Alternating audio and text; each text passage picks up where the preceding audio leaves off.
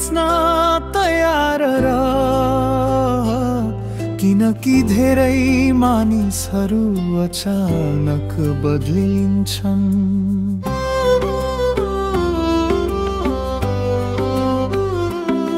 सधैँ आफ्नो मनलाई यति सबल र मजबुत बनाइदेऊ कि कहिल्यै पनि एक्लै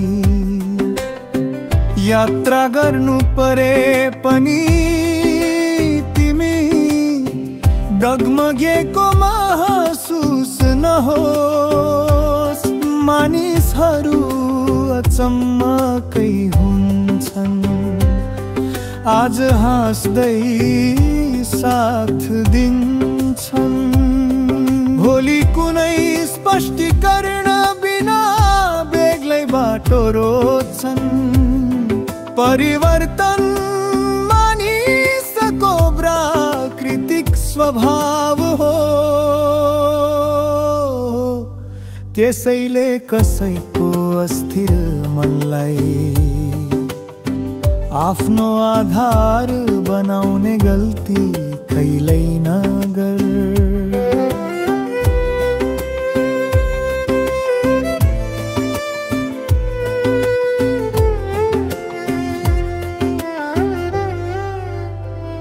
जीवनले बारम्बार सिकाउँदै जान्छ, सबैजना तिमीलाई बुझ्ने छैनन्, सबैजना तिम्रो पीडा महसुस गर्ने छैनन्,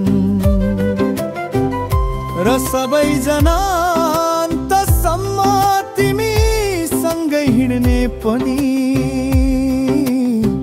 छैनन्। तर यसै भित्र छ एउटा गहिरो सुन्दरता, जब तिमी एक्लै उभिन सिक्छौ, तब तिमी आफ्नै शक्ति पत्ता लगाउन थाल्छौ। संसारले जुन दिन तिमीलाई छोडिदिन्छ,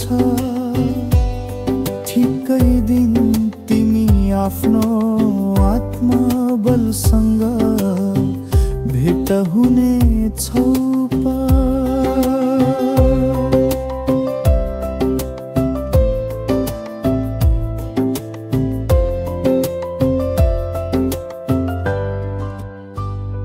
एक्लोपन हिलै कमजोरी होइन, यो त आफूलाई पुनर्निर्माण गर्ने अवसर हो।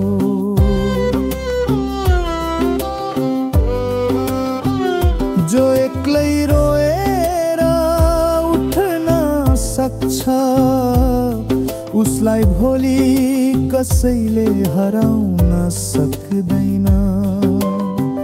आफ्नो हृदयमा यस्तो दीप जलाऊ कि कसैको बदलिदो व्यवहारले तिम्रो उज्यालालाई धुमिल पार्न नसकोस्।